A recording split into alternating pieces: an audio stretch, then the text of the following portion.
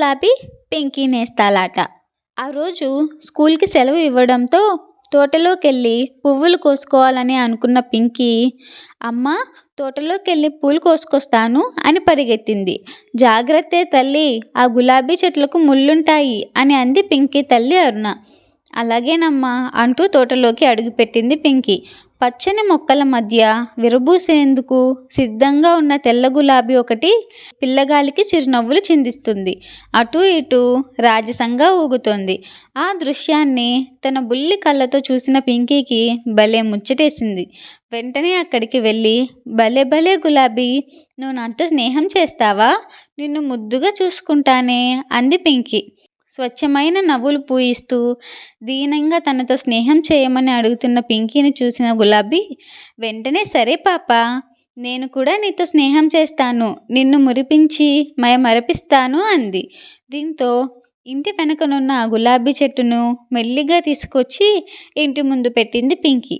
ఇక అప్పటి నుంచి ప్రతిరోజు హాయిగా ఆడుతూ పాడుతూ సంతోషంగా నీళ్లు పోస్తూ గులాబీ మొక్కలను పెంచుతోంది పింకీ. తెల్ల గులాబీని చూస్తూ అమ్మ చేతి గోరుముద్దలు తింటూ హాయిగా గడపసాగింది ఆ పాప. 3 రోజుల తర్వాత ఆ గులాబీ పెద్దగా విచ్చుకుంది. అది గమనించిన పింకీ రోజు గులాబీని కోయబోయింది ఆత్రంగా. పువ్వును తాకిందో లేదో అంతలోనే అమ్మా అంటూ తన చేతిని వెనక్కు తీసుకుంది బాధగా. చూస్తే రక్తం కారుతోంది. దాన్ని చూసిన అమ్మాయి గాబరా పడుతూ ఏడవసాగింది.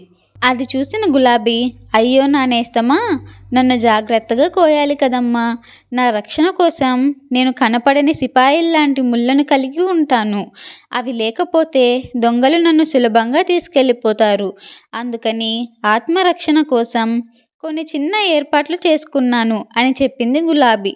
ఏడ్పు మర్చిపోయిన పింకీ, అమ్మో, నువ్వు ఇలాంటి ఏర్పాట్లను కూడా చేసుకున్నావా? ఇంత చిన్న బుర్రలో ఎన్ని తెలివితేటలో నీకు, అందుకే నువ్వంటే నాకెంతో ఇష్టం అంది పింకీ. నిన్ను చూస్తుంటే నాకెంతో ముచ్చటేస్తుంది తెలుసా? మన దేశ నాయకులు కూడా నీలా ఆలోచించి అప్రమత్తంగా ఉంటే తీవ్రవాదులు, విధ్వంసక శక్తులు అమాయక ప్రజలను చంపే పరిస్థితి ఉండేది కాదు అని బాధగా చెప్పింది పింకీ. అయితే దేశాన్ని కాపాడేందుకు రాత్రింపగళ్ళు కష్టపడుతూ ప్రాణాలు కోల్పోయిన వీర జవానులు ఎంతోమంది ఉన్నారు. అలాంటి వారి పాదాల వద్ద నిన్ను ఉంచి వారికి జోహార్లు చెబుదామని నిన్ను కోయబోతే ఇలాగైంది. సారీ గులాబీ నేస్తమా అంది పింకీ. అంత ఓపికగా విన్న తెల్ల గులాబీ, పాపా, అలాంటి చోటికి వెళ్ళడం కంటే నాకు అంతకన్నా ఏం కావాలి?